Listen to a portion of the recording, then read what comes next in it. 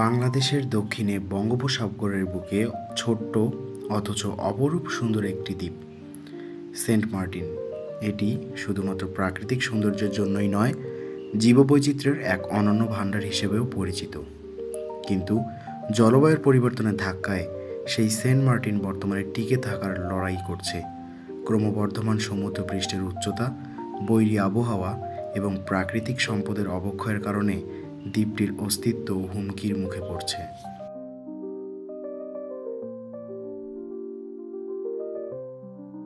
জলবায়ুর পরিবর্তন সরাসরি এবং পরোক্ষভাবে সেন্ট মার্টিনের জীববৈচিত্র্য, প্রাকৃতিক পরিবেশ এবং মানুষের জীবনযাত্রায় প্রভাব ফেলছে। বৈশ্বিক উষ্ণায়নের কারণে গ্লোবাল আইস ক্যাপ গলছে, যা সমুদ্রপৃষ্ঠের উচ্চতা বাড়াচ্ছে। সেন্ট মার্টিন একটি নিম্ন উচ্চতার প্রবাল দ্বীপ হওয়ায় এই পরিবর্তনের প্রভাব বিশেষভাবে প্রকট। সমুদ্রপৃষ্ঠের উচ্চতা বাড়ার ফলে দ্বীপটির নিম্নাঞ্চল প্লাবিত হচ্ছে, কৃষি জমি নষ্ট হচ্ছে এবং অনেক বাসিন্দা বাস্তুচ্যুত হচ্ছেন।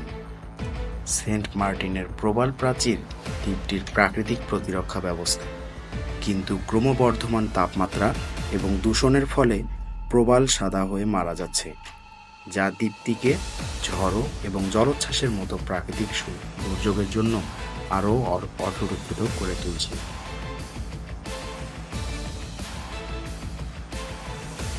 জলবায়ুর পরিবর্তনের কারণে ঘূর্ণিঝড়ের সংখ্যা এবং তীব্রতা বেড়েছে। এই ধরনের দুর্যোগ দ্বীপটির অবকাঠামো এবং জীববৈচিত্র্যের মারাত্মক ক্ষতি করছে। সমুদ্রপৃষ্ঠের উচ্চতা বৃদ্ধির কারণে দ্বীপের ভূগর্ভস্থ পানিতে লবণাক্ততা প্রবেশ করছে, ফলে মিঠা পানির উৎস সংকুচিত হয়ে পড়ছে। এই সংকট স্থানীয় মানুষের জীবনযাত্রা এবং কৃষিকাজের উপর বিরূপ প্রভাব ফেলছে। সেন্ট মার্টিনের সমৃদ্ধ জীববৈচিত্র্য জলবায়ুর পরিবর্তন এবং অতিরিক্ত পর্যটন চাপের কারণে হ্রাস পাচ্ছে।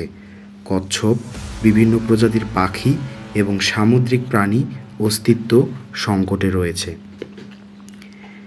দ্বীপটি পর্যটকদের জন্য আকর্ষণীয় হওয়ায় অতি ব্যবহারের ফলে পরিবেশের উপর চাপ বেড়েছে। প্লাস্টিক বর্জ্য, জল ও ভূমি দূষণ পরিস্থিতি আরও জটিল করেছে। পর্যটন সুবিধা বাড়ানোর জন্য অনেক প্রাকৃতিক উপকূলীয় অঞ্চল ধ্বংস করা হচ্ছে, যা সেন্ট মার্টিনের সমস্যার একটি। অতিরিক্ত মাছ ধরা এবং পরিবেশ বিধ্বংসী কার্যক্রম দ্বীপের ইকোসিস্টেম নষ্ট করছে। জলবায়ুর পরিবর্তনের এই নেতিবাচক প্রভাব মোকাবিলায় কার্যকর পদক্ষেপ গ্রহণ করা জরুরি। উদাহরণস্বরূপ, প্রবাল প্রাচীর পুনরুদ্ধার এবং দ্বীপের জীববৈচিত্র্য সংরক্ষণের জন্য স্থানীয় এবং আন্তর্জাতিক পরিবেশ সংস্থাগুলোর সক্রিয় ভূমিকা প্রয়োজন। স্থানীয় জনগণ এবং পর্যটকদের মধ্যে পরিবেশ সচেতনতা বৃদ্ধি করতে হবে। দ্বীপে প্লাস্টিক ব্যবহার নিষিদ্ধ করার পাশাপাশি পরিবেশ বান্ধব পর্যটন নীতি বাস্তবায়ন করতে হবে।